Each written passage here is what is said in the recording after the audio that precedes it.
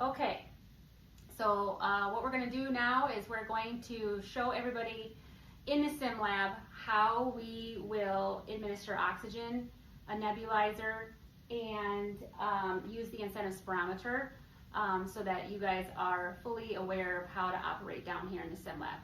Okay, so this is Ashley, and I'm Christy, and we are your sim crew, and we're just going to kind of go through the motions of how to do things down here. We're not actually going to put real medication in the nebulizer. At the very end, I will show you what it looks like when we have medication in the cup and when it's nebulizing properly and when it's not, so that we can get there. So we're going to start with oxygen administration. So Ashley here, we're going to say that Ashley has been ordered on 2 liters of a nasal cannula. And so the first thing we want to make sure is that when we put the cannula on the patient, that this right here, that they look like fangs, we want them to go towards the patient and down, not up like this. All right, so we're going to put that on Ashley. Sorry, all right. And then we're going to attach it to her. Here, help me. There you go. And it's going to go there, and then we're going to secure it this way, just as long as it's comfortable. And then I have her put on 2 liters.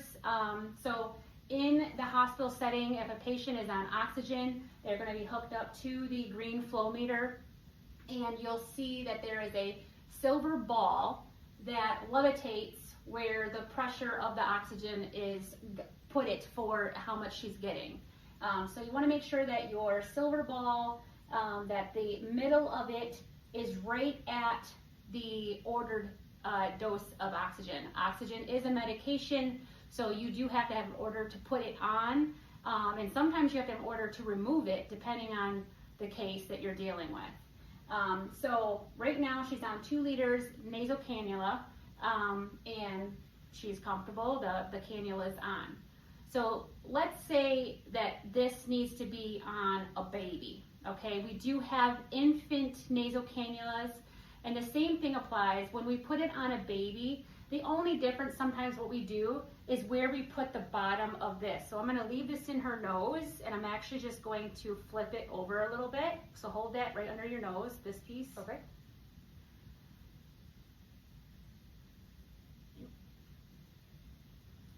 And now, if this was a child and she had it in, it's still in the correct way, it's just not under her neck. So you may see babies with their oxygen on like this, and maybe a hat to secure it. They might have some tegaderm or some sort of tape that's holding it to their face so that it doesn't keep coming out.